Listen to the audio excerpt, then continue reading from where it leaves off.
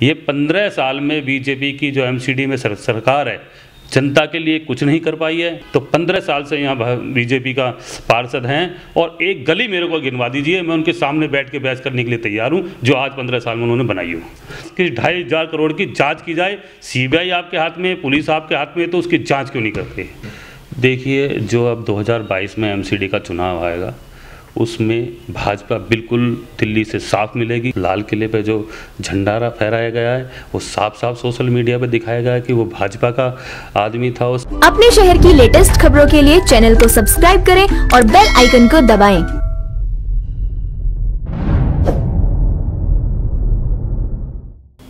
नमस्कार, आप देख रहे हैं हुंकार 24/7। दिल्ली के अंबेडकर नगर विधानसभा के खानपुर वार्ड 81S में हम लोग मौजूद हैं। हमारे साथ आम आदमी पार्टी के खानपुर वार्ड से पूर्व प्रत्याशी रहे संजय कुमार चौधरी जी मौजूद हैं। आज हम इनसे कुछ राजनीतिक मुद्दों को लेकर चर्चा करने का प्रयास करेंगे। सर, स्वागत है आपका हुंकार 24/7 में। बहुत बहुत धन्यवाद। हुंकार टीवी का मैं बहुत धन्यवाद करता हूँ कि इस तरह की चर्चा पे अगर आमंत्रित करते हैं और सभी को करें ताकि लोकतंत्र मजबूत हो।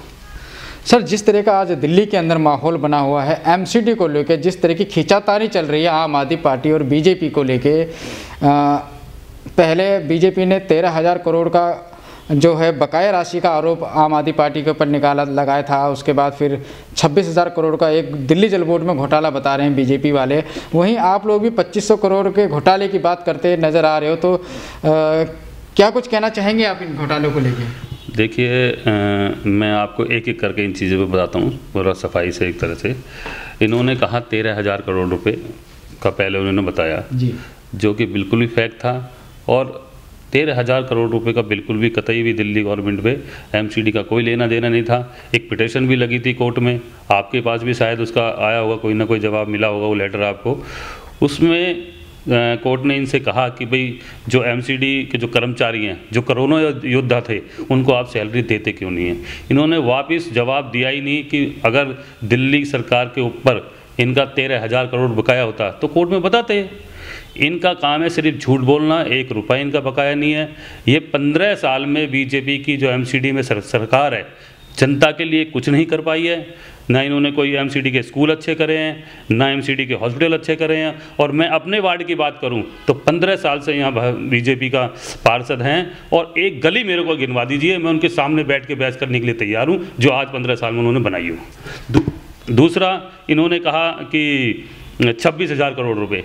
देखिए, CAG की रिपोर्ट है 2020 अप्रैल तक 8,500 करोड़ रुपये जो दिल्ली सरकार ने लोन दे रखा है एमसीडी को, और कुछ 2,000 करोड़ रुपए दिल्ली जल बोर्ड का बकाया जो एमसीडी पे है। तो टोटल मिला के 8,500-9,000 करोड़ रुपए उल्टा दिल्ली सरकार का एमसीडी पे निकलता है। ऑन रिकॉर्ड है, CAG की रिपोर्ट है ये। तीसरा, आपने बोला 2,500 करोड़ का घोटाला जो बीजेपी ने करा है। इसमें साफ साफ ऑनलाइन डाला हुआ था। SDMC का जो हमारा ऑफिस है साउथ दिल्ली म्यूनसिपल कॉरपोरेशन का, वो ईस्ट दिल्ली में है सिविक सेंटर में, उसका किराया बाकी था। उस किराया ऑनलाइन पड़ा हुआ था, 2,500 करोड़ रुपए किराया बाकी है। हमने हमारे एमसीडी प्रभारी दुर्गेश पाठक जी ने ये आवाज़ उठाई कि ये 2,500 करोड़ रुपए किराया वसूल करके जो हमारे कोरोना योद्धा एमसीडी कर्मचारी हैं, डॉक्टर हैं, चाहे कोई भी हैं, उनको वो उनकी तनख्वाह दी जाए उस पैसे में से। लेकिन वो जो 2,500 करोड़ उसमें था बैलेंस, दूसरे तीसरे दिन आवाज़ उठाने के बाद उस पर ऑनलाइन चेक करा तो उसको जीरो कर दिया इन्होंने। हमने कहा इस 2,500 करोड़ रुपए पे, हमारे दुर्गेश पाठक पर एमसीडी प्रभारी जी ने कहा कि 2,500 करोड़ की जांच की जाए, सीबीआई आपके हाथ में, पुलिस आपके हाथ में है, तो उसकी जांच क्यों नहीं करते? सर, ये दिल्ली के अंदर जिस तरह से एमसीडी को लेके आप दोनों आमने सामने नज़र आ रहे हो, आम आदमी पार्टी और भारतीय जनता पार्टी, तो जैसे कि 15 साल से बीजेपी जो है एमसीडी में विराजमान है, एमसीडी में राज कर रही है। तो 17 में आप लोग ने भी चुनाव लड़ा था, 15 में आपकी सरकार बनी थी दिल्ली के अंदर, और 17 में आपने चुनाव लड़ा, लेकिन आपको कुछ ज़्यादा लाभ उससे नहीं हो पाया। लेकिन अब जो 2022 का चुनाव आ रहा है, किस तरह इसको देखते हैं? क्या बीजेपी को आप चुनौती दे पाएंगे या बीजेपी आपको चुनौती देगी? क्या कहना चाहेंगे सर? देखिए, जो अब 2022 में एमसीडी का चुनाव आएगा उसमें भाजपा बिल्कुल दिल्ली से साफ मिलेगी, क्योंकि 15 साल में उन्होंने कोई काम नहीं करा। विधानसभा के चुनाव में हमारे CM श्री अरविंद केजरीवाल ने ठोक के बोला, कोई ऐसा सीएम नहीं होगा पूरे हिंदुस्तान में जिसने ठोक के बोला हो कि मैंने काम किया तो मुझे वोट दो, नहीं किया तो मत दो। ठीक है जी, काम के ऊपर वोट मांगा इन्होंने। कोई भी एमसीडी में अगर एक काम करते तो विधानसभा में अपना वोट मांगते जनता से कि एमसीडी में हमने स्कूल अच्छे करे हैं, एमसीडी के हमने हॉस्पिटल अच्छे करे हैं, हमने एमसीडी में काम करा, कोई गली कोई मोहल्ला बनाया, तो उस काम के ऊपर वोट मांगते। इन्होंने काम किया ही नहीं है और जनता बिल्कुल त्रस्त हो चुकी है। मैं अपने वार्ड की दोबारा बात करूँगा कि गली गली में कूड़ा इकट्ठा पड़ा, पूरा कूड़ा जगह जगह पूरा इन्होंने कूड़ादान बना दिया पूरे वार्ड को। पूरी दिल्ली को आपने देखा होगा, गाजीपुर का कूड़ेदान का पूरा टीला, इधर भी दोनों दिल्ली के जहाँ से एंट्री है पूरा इन्हें कूड़ों का वहाँ पूरा भंडार लगा रखा है। तो जनता इनसे त्रस्त हो चुकी है और इनको बिल्कुल साफ कर देगी 2022 में आने वाले एमसीडी के चुनाव में। सर, अरविंद केजरीवाल जी किसान आंदोलन का समर्थन कर रहे हैं, लेकिन किसान बिल का सबसे पहले समर्थन भी केजरीवाल जी ने किया था। उसके बाद अब वो किसान जो आंदोलन कर रहे हैं अन्नदाता, उनका समर्थन कर रहे हैं। और लेकिन बीजेपी वालों का तो ऐसा कहना है जो प्रदर्शन कर रहे हैं वो किसान है ही नहीं। क्या कहना चाहेंगे सर? देखिए, बीजेपी वाले का कहना, उनको कभी खालिस्तानी कहना, कभी आतंकवादी कहना खुलेआम, जो अन्नदाता है हमारे देश का, जो किसान है, वो आज अपने हक की लड़ाई लड़ रहा है और ये लोकतंत्र है। जो कानून मेरी समझ में नहीं आता, जो कानून किसानों के लिए इस सरकार ने बनाए हैं और जो एक ऑर्डिनेंस पास करा दिया बिगर समर्थन के, उस पर हाथ उठा के और कर करके पास करा दिया गया। और वो जो कानून बना है वो किसान ये कह रहे हैं कि हमारे हक में ही नहीं है और इसमें हमारे लिए कोई फ़ायदा नहीं है नुकसान के अलावा। एमएसपी आप उसको कानूनी जामा पहना नहीं रहे हैं, तो किसान उसमें बड़ा लूटा हुआ महसूस कर रहा है, अपने आप को असुरक्षित महसूस कर रहा है, इसलिए अपने हक की मांग रख रहा है। किसान आंदोलन कर रहा है। पिछले 3 महीने से लगातार ठंड भी पूरी बीत गई सर के ऊपर से और कई किसानों की वहाँ शहीद हो गए इस आंदोलन में। तो मैं चाहता हूँ, मैं अपील भी करना चाहता हूँ भाजपा से कि प्रधानमंत्री से इस कानून को वापस लीजिए और हमारे मुख्यमंत्री अरविंद सीएम केजरीवाल जी लगातार इनके समर्थन में हैं और उनका पूरी जो भी ख्याल रख सकते हैं, उनका खाने से, पीने से, रहने से जो हम सुरक्षा उनके लिए मुहैया करा पा रहे हैं, वो सीएम अरविंद केजरीवाल जी कर रहे हैं और आगे भी उनके साथ रहेंगे। आंदोलन कब तक चलेगा। 26 जनवरी की जो घटना हुई उसको देख कर क्या कहना चाहेंगे? कहीं ना कहीं आम आदमी पार्टी के ऊपर भी आरोप लगाया जा रहा है इसको लेके। देखो, 26 जनवरी की जो घटना हुई है उसके लिए हम बिल्कुल उसके समर्थन में नहीं है।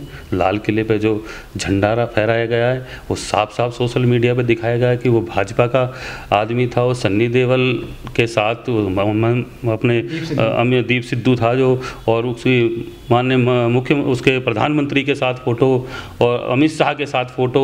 तो वो भाजपा का एक प्रोपेगेंडा था रचा हुआ कि ये जो किसान आंदोलन, हमारे अन्नदाता बैठे हैं आंदोलन पे, इस आंदोलन को फेल करा जाए किसी तरीके से। लेकिन उनका ये चला नहीं है बिल्कुल भी और आंदोलन किसान आज भी बैठे हैं और ज़्यादा जोश से बैठे हैं और इस तरीके से प्रोपेगेंडा इनका नहीं चलेगा आगे।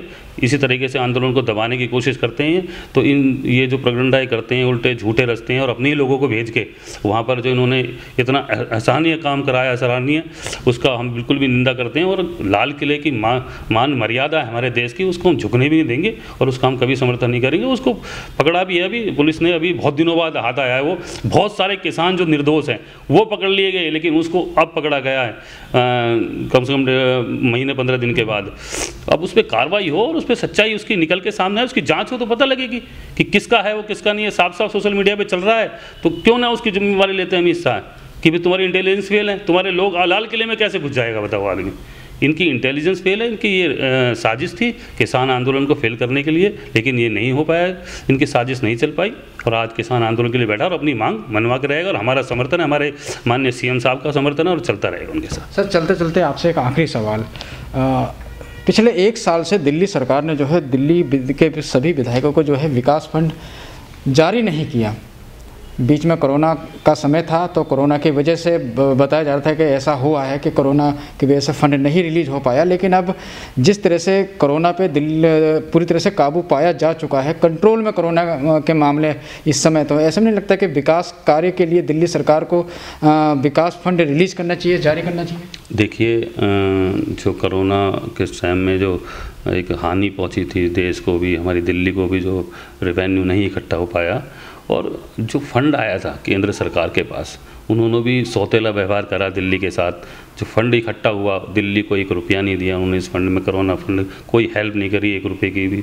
और दिल्ली सरकार फिर दोबारा रेवेन्यू आना चालू हुआ है, अब आगे आगे विकास हो रहा है, चल रहा है, और आगे फंड भी आगे जारी करेंगे। सर, बीजेपी वाले ऐसे भी कहते हैं कि आप लोग की जो सरकार है, प्रचारों की सरकार है, विज्ञापनों की सरकार है, जो जनता का पैसा है आप लोग अपने फालतू के विज्ञापनों पर खर्चा करते हैं, क्या कहना चाहेंगे सर? देखो, भाजपा का तो काम उनके पास कुछ है नहीं, मैंने फिर दोबारा ये रिपीट कर रहा हूँ, ना उन्होंने काम किया है, उनको फिर झूठ बोलने आते हैं और चीज़ें ऐसे बरगलानी आती है लोगों को, लेकिन लोग बरगलने वाले नहीं हैं, अब समझदार हो गए हैं, और दिल्ली की जनता खासकर समझदार है। और रहा विज्ञानों के ऊपर, ये क्या नाम, एडवर्टाइजमेंट के ऊपर, वो जनता के लिए जो काम करते हैं, जो जनता का पैसा है उसको जनता तक फ्री, भाई पानी फ्री, बिजली फ्री, स्वास्थ्य फ्री, शिक्षा फ्री, बस में किराया, और ये जनता को वापस दिया जा रहा है। तो उसके लिए बताने के लिए सिर्फ हम ये कहते हैं कि भाई जनता के लिए ये स्कीम आई है, ये आप तक पहुंचनी चाहिए, इसका आप यूज़ करो। तो उसके लिए तरह तरह की चीज़ें रचते हैं और ये चलेंगी नहीं। और हाँ, दिल्ली की सरकार जनता के लिए काम करते रहेंगे माननीय सीएम, और आगे भी करते रहेंगे। तो ये थे संजय कुमार चौधरी जी, इन्होंने अपने विचार जो है हमारे चैनल के माध्यम से आप तक पहुंचाने का प्रयास किया। तो अब दिल्ली का जो मुकाबला है 2022 का, वो बड़ा ही दिलचस्प हो गया है। और पहले त्रिकोणीय चुनाव माना जाता था, लेकिन अब ज़्यादातर देखा जा रहा है इसको आम आदमी पार्टी और बीजेपी की टक्कर मानी जा रही है। और ऐसे में जो एमसीडी को लेके जो घमासान दिल्ली के अंदर चल रहा है, आने वाले समय में 2022 पे वो क्या असर दिखाएगा, ये देखना बहुत अहम होगा। तब तक आप जुड़े रहिए और देखते रहिए हुंकार 24/7। नमस्कार। अपने शहर की लेटेस्ट खबरों के लिए चैनल को सब्सक्राइब करें और बेल आइकन को दबाएं।